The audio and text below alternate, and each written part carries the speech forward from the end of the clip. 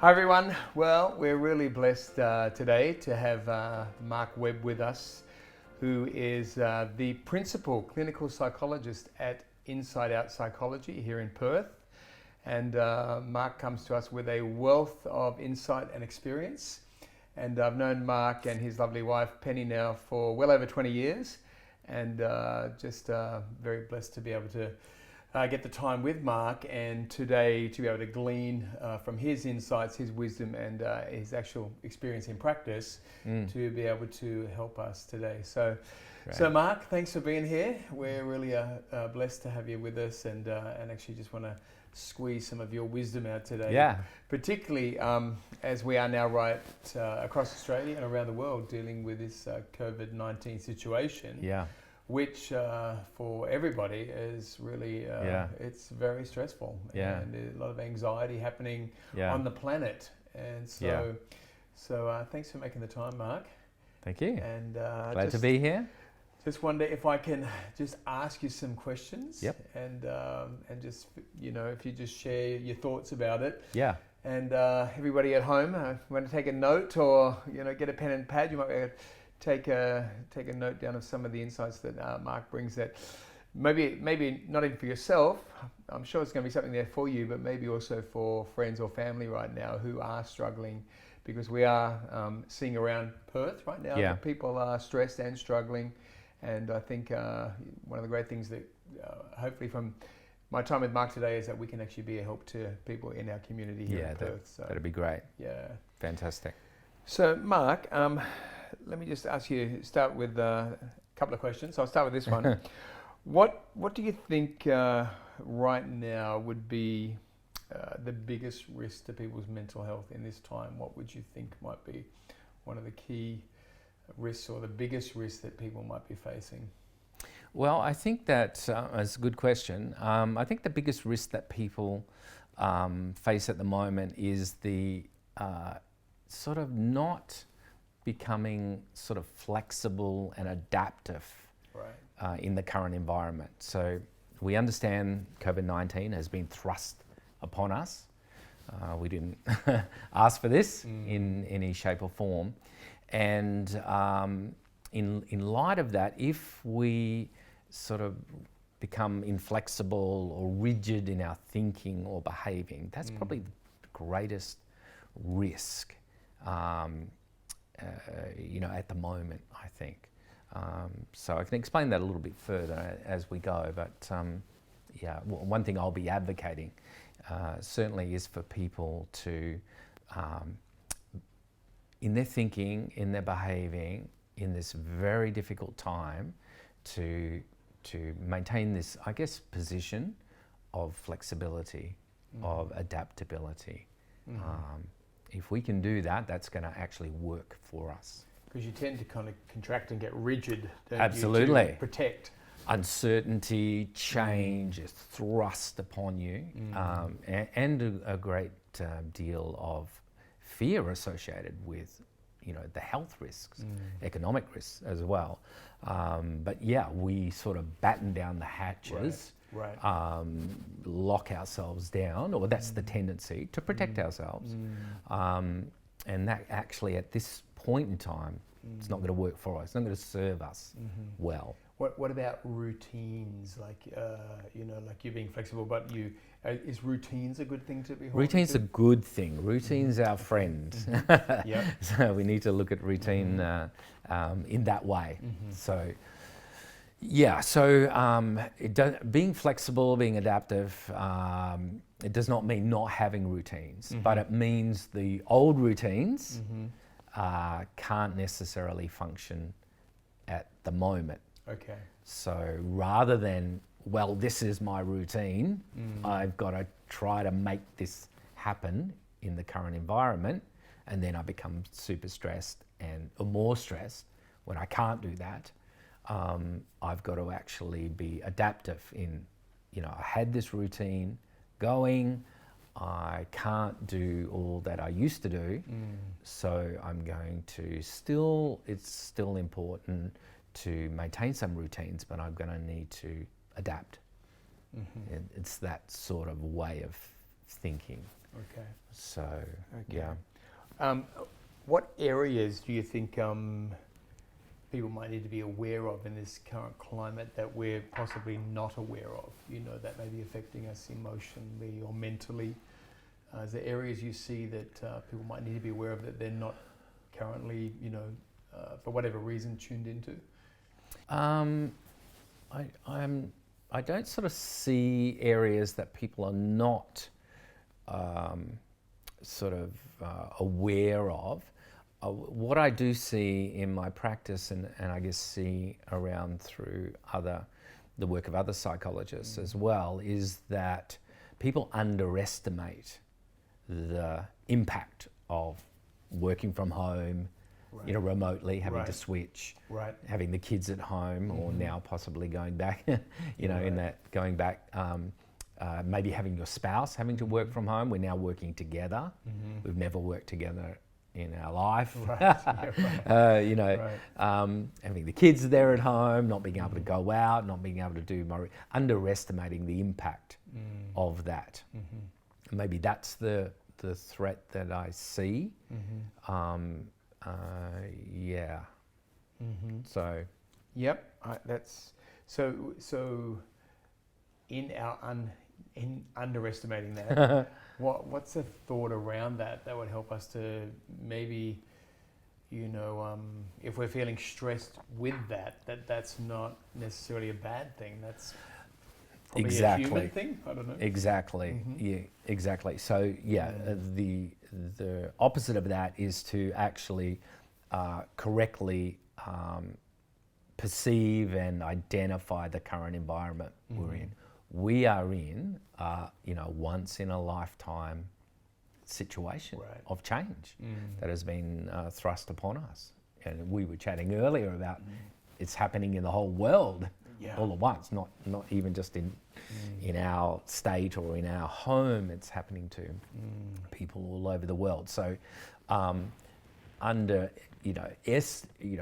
guess a right perspective on that is these are times that we've never experienced before, and the restrictions and the things that we're having to do are quite different and quite impacting on us. So in light of that, that is going to have a massive impact on us, psychologically, emotionally, socially, physically. Right. You know, in every aspect of our life. So seeing that with the right perspective means that we almost give ourselves permission to be, you know, knocked off, you know, out of kilter, you know, in a state of what? And stress and anxiety. And that's an important thing to do. That validation, or that permission that we give ourselves. We don't want to stay that way, and there's things that we can do to work with that. But first step is understanding we're not wrong, and we're not weak, and we're not we're normal for being really thrown by this. Right. Okay. Yeah. Okay. Because a lot of times we don't want to perceive the weakness of being thrown. I want to be in control, and I want to have it together. Exactly. And then in this experience, we just don't. Yeah. Because there's so many things that have changed and are variable and restrictive. So it's in Yeah. So we want to be, and we almost feel a bit of a responsibility for our kids or for extended family or in the community for, you know, having it together and being strong and you know what I mean? We feel that responsibility. But it's okay not to have it together. It's okay not to, and in fact that is the first step that will enable us to actually do things, adapt and change and seek things that are going to help us actually be stronger in these uncertain times, if that makes sense. That's good. Yeah. That's good. Okay, so what would you say, Mark, might be some of the warning signs that our mental health may be struggling? We may be struggling in that area. What would you say would be some of the warning signs for that, for us to look out and go, hang on a minute, I need to maybe adding something in or taking something out or making some adjustments or getting help? Yeah. Oh, there's probably a whole array of things that are indicators. As I mentioned before, that rigidity or inflexibility, finding yourself constantly up against things or up against people, and sort of, I guess, rubbing the wrong way against everything is a sign. Not that things should be different, which is what we're thinking. It's more like, I actually need to change here. I need to actually do something a little bit different. But I guess all the normal things, like if we're not sleeping well, if we're, coping or using things unhealthily, overeating or undereating or, bad eating or, all those sorts of things are signs that we might not be doing so well at the moment. And we can learn from them. The food thing is the bad thing right now, and Sue's been cooking, so it's not helping. Yeah, I enjoy food. Me too, amen. So talk to us then, Mark, in light of that, the concept of self-care has become, it's a really good thing that it's becoming more to the forefront in our culture. Yeah. Where people are talking about self-care. So do you want to just talk about that concept and then some of the things we could be doing now that maybe are helping to alleviate mental stress? Yeah, no, good question. Yeah, so self-care is probably, this is how I see, self-care is the umbrella term that we would use. Okay. So self-care for you and self-care for me can actually be quite different things. Right. So there's not a self-care that we should adopt. Just unpack that. That's good. Yeah. That's good. Because So people think maybe one size fits all. Yeah. But that's so good Yeah. that you said that. Yeah, so it's the umbrella term. And I guess what the way I see self-care is there would be things in my life which are depleting me. Things or people or aspects of my life that are depleting me. Right. And then there are things in my life or my world which are replenishing me. And self-care is about, like I mentioned at the beginning, understanding that we're not coping well in this current environment. All of us are going to be, I can't think of the right word. I'm thinking of that word, discombobulated. Have you ever heard of that word? I've heard that word. That's it's a crazy word. It's a crazy word. It's like thrown off kilter. I can't think of another word, but we all have been, and we all need to go, yes, this has happened just due to what's happened. Therefore, I need to be a little bit flexible and adaptive, and it's going to impact me with respect to self-care. So I'm going to need to make sure that there are not too many things that are depleting me, certainly not any more things that are depleting me than are replenishing me. So self-care then is about making sure that balance is correct. And if we possibly can, make sure there are more things that are replenishing us in our life than are depleting us in our life. And so what are the things that deplete us? Well, that we're all different. Right. So for someone who needs a little bit more solitude, then what is depleting them at the moment is having everyone in the house, the kids and my spouse and working, together. That's actually depleting for that person because they need more solitude to replenish. So that's I guess a little bit of an indicator of that balance with self-care. So what are the things that replenish me and you? socially, mentally, psychologically, emotionally. So whether it's, you know, reading or you know, listening to music, or you know, a whole range of things are going to actually be important replenishing things in my life. So it's a case of self-care is about looking at that balance, depleting, replenishing, and making sure in this time of COVID-19 and the results of that, that we have got more things replenishing us than are depleting us at the moment. And that's going to be personal. And that's okay. I guess the big question, I'm talking a lot about this, but the big thing about self-care that I see all the time is people feel that self-care means being selfish. Right. Okay.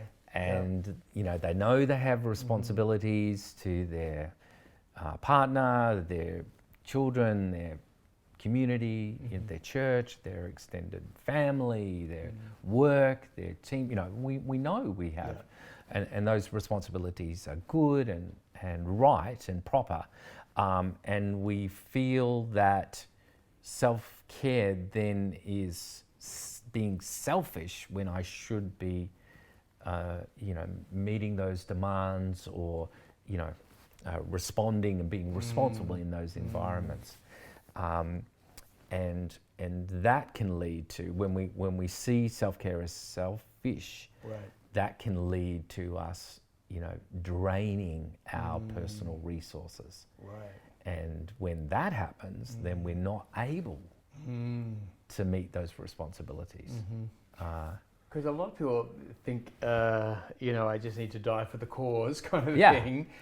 But you know, from what you're saying, there is, you really, self-care is so you can actually do more to give to your family. That's it. And to others, is that your self-care is actually, it's not selfishness, it's filling your tank to give out and resource others. Exactly. So. Yeah, and filling your tank for you, so you can feel, you know, that sense of equilibrium and you know, ability and freshness in your own life, as well as being able to give to others. I guess what distorts it a little bit is we know at times we can be selfish. You know, we all can be, and we see other people sometimes are actually being selfish. They might call it self-care, but we think, well, yeah, I think you're just being selfish. It's a long time of self-care. Yeah, really. And most good people, you know, don't want to be that. So I don't want to be selfish, and I don't want to. But we have to understand, we don't want to be selfish, but we do want to self-care. And we need to see self-care as not selfish, but as being able to meet the needs of others and being able to care for others. You know, there's that saying about you can't pour from an empty cup or something along. Have you heard that saying before?